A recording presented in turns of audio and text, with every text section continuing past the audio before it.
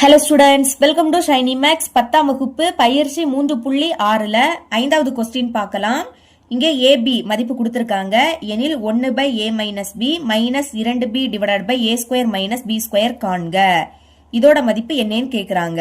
முதல் இதை நான் சுருக்க போறேன். சுருக்கிக்கிட்டு அதுல ஏபியோட மதிப்பை பிரதியிட்டா ஈஸியா ஆன்சர் கிடைக்கும். ஓகே, இதை எடுத்து எழுதிக்கலாம். 1/a மைனஸ் b, சென்டர்ல மைனஸா, மேல 2 இன்டூ b இருக்கு, பைக்கு கீழே a square minus b square. இப்போ பகுதியை சேமாக்கலாமா? இதை அப்படியே எடுத்து எழுதிக்கோங்க. 1/a minus b. அடுத்து கொஞ்சம் இடம் விட்டு மைனஸ் எழுதிக்கலாம்.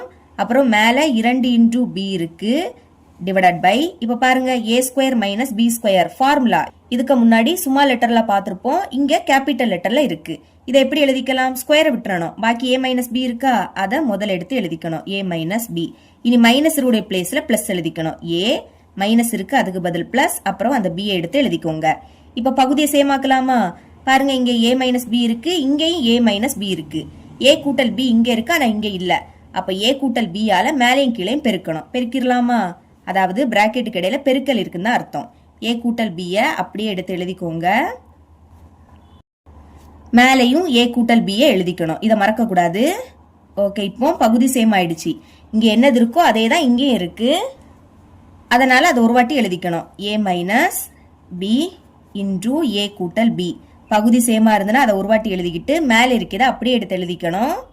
நீங்க சால்வ் பண்ணவும் செய்யலாம். ஒன்னையும் a கூட்டல் b பெருக்குனா என்ன கிடைக்கும்? a கூட்டல் b தான் கிடைக்கும். பிராக்கெட் போடாண்டா. அடுத்து மைனஸ் 2b, சென்டர்ல மைனஸ் இருக்கு, அப்புறம் 2b எழுதிருங்க. இனி a அப்படியே இருக்கட்டு, இங்கேயும் b இருக்கு, இங்கேயும் b இருக்கு. அப்ப இதை சால்வ் பண்ணலாம். இங்க பிளஸ், இது மைனஸ், வேற வேற குறியீடு. அப்ப கழிச்சு பெரிய எண்ணோட குறியீட போடணும். கழிங்க, 2b இருந்து ஒரு b கழிச்சா ஒரு b தான். ஓகேங்களா? பெரிய எண்ணது 2, அதோட குறியீடு மைனஸ். இனி கீழே இருக்கிறத அப்படியே எடுத்து எழுதிக்கலாம். a minus b into a plus b. மேலே a மைனஸ் b, கீழே a மைனஸ் b கேன்சல் ஆயிடும். இப்ப மேலே எதுவுமே இல்லை, அப்ப 1 எழுதிக்கலாம். கீழே என்னது இருக்கு? a கூட்டல் b இருக்கு. இப்போ மதிப்பை பிரதியிடலாமா? 1 எடுத்து எழுதிக்கோங்க. ஏக்கு பதில் அதோட மதிப்பை எடுத்து எழுதிக்கலாம். 2x கூட்டல் 1 பை 2x மைனஸ் 1. சென்டர்ல பிளஸ் இருக்கா, அப்ப பிளஸ். இனி பிக்கு பதில் அதோட மதிப்பை எடுத்து எழுதிக்கலாம். 2x minus 1 divided by 2x plus 1 is equal to, மேல இருக்கக்கூடிய 1 அப்படியே இருக்கட்டு. இப்போ சென்டர்ல பிளஸ் இருக்கு. பகுதி சேமா இருக்கான்னு பார்க்கணும். சேமாக்க முடியாட்டா குறுக்கு பெருக்கல் பெருக்கிறணும். அதாவது இதையும் பெருக்கணும். பாருங்க, ரெண்டுமே சேமா தான் இருக்கு. அப்ப அதை ஒரு வாட்டி எழுதிக்கணும். 2x கூட்டல் 1 எழுதிக்கிட்டு, இது 2 வாட்டி இருக்கா, அதனால அடுக்குல 2ன்னு எழுதிக்கணும். இனி சென்டர்ல பிளஸ். இப்போ இதையும் பெருக்கலாமா? இங்கேயும் ரெண்டுமே சேமா இருக்கு, அதனால அதை ஒரு வாட்டி எழுதிருங்க. 2x மைனஸ் 1 எழுதிக்கிட்டு, 2 வாட்டி இருக்கிறதுனால அடுக்குல 2ன்னு எழுதிக்கணும். சரிங்களா? டிவைடட் பை, இனி கீழே இருக்கக்கூடிய இதை ரெண்டையும் பெருக்கணும். இங்க ரெண்டுமே வேற வேறையா இருக்கு. அப்போ பிராக்கெட்டுக்குள்ள முதல்ல எழுதிக்கலாம். 2x மைனஸ் 1 பிராக்கெட் போட்டுருங்க. அப்புறம் இதை எடுத்து எழுதிக்கோங்க. 2x plus 1. இப்போ மேல இருக்கக்கூடிய 1 அப்படியே இருக்கட்டு. இங்க ஃபார்முலாவை யூஸ் பண்ண போறோம். என்ன ஃபார்முலானா இங்க எழுதிக்கிறேன் பாருங்க. a கூட்டல் b ஹோல் ஸ்கொயர், சென்டர்ல பிளஸ், அதுக்கு பிறகு a minus b whole square. இப்படி இருந்தனா எப்படி எழுதிக்கலாம்னா 2 இன்டூ a ஸ்கொயர் கூட்டல் b ஸ்கொயர்னு எழுதிக்கலாம். இது ஃபார்முலா. இதை தனியா பிராக்கெட்டுக்குள்ள எழுதிக்கோங்க. அதாவது இதே தான் இங்கே இருக்கு, ஆனா பிளஸ் உடைய பிளேஸ்ல மைனஸ் இருக்கு. அப்ப அதை இப்படி எழுதிக்கலாம். சரிங்களா? இங்க பாருங்க, இதே தான் இங்கேயும் இருக்கு, ஆனா பிளஸ் உடைய பிளேஸ்ல மைனஸ் இருக்கு. அப்ப இதை எப்படி எழுதிக்கலாம்? இந்த மாதிரி எழுதிக்கணும். 2 எடுத்து எழுதிக்கோங்க. இந்த பிராக்கெட் போட்டுக்கோங்க. இனி ஏனா ஃபர்ஸ்ட் இருக்கக்கூடியது பாத்தீங்களா? அப்ப இங்க ஃபர்ஸ்ட் என்னது இருக்கு? 2x இருக்கு. அப்ப ஏக்கு பதில் 2x எழுதிக்கணும். இங்க ஸ்கொயர் இருக்கு, அதனால இதுக்கும் ஹோல் ஸ்கொயர் அப்படின்னு போட்டுக்கலாம். சென்டர்ல பிளஸ் இருக்கு. இனி பினா ரெண்டாவது இருக்கக்கூடியது. இங்க ரெண்டாவது என்னது இருக்கு? 1 இருக்கு. 1 எழுதிருங்க. அதுக்கும் நீங்க ஸ்கொயர் போட்டுக்கணும். சரிங்களா? பிராக்கெட்டை க்ளோஸ் பண்ணிடலாம். டிவைடட் பை, இதுவும் ஃபார்முலா.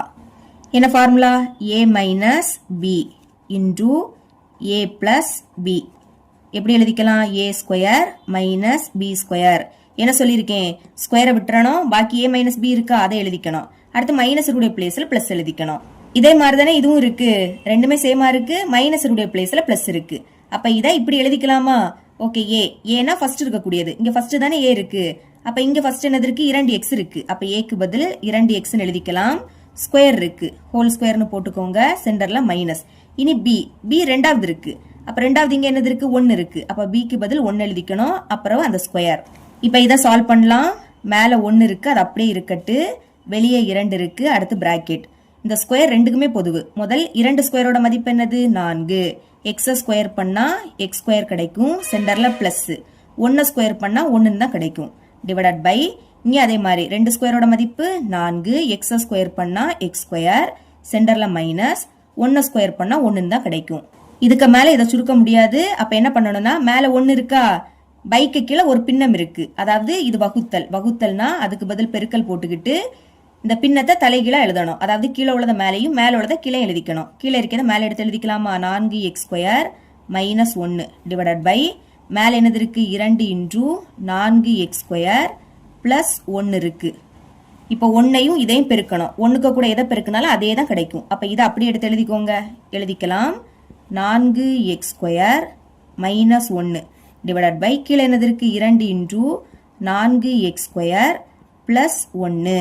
இதுதான் இதோட ஆன்சர். இவ்வளவு தான் இந்த சம்.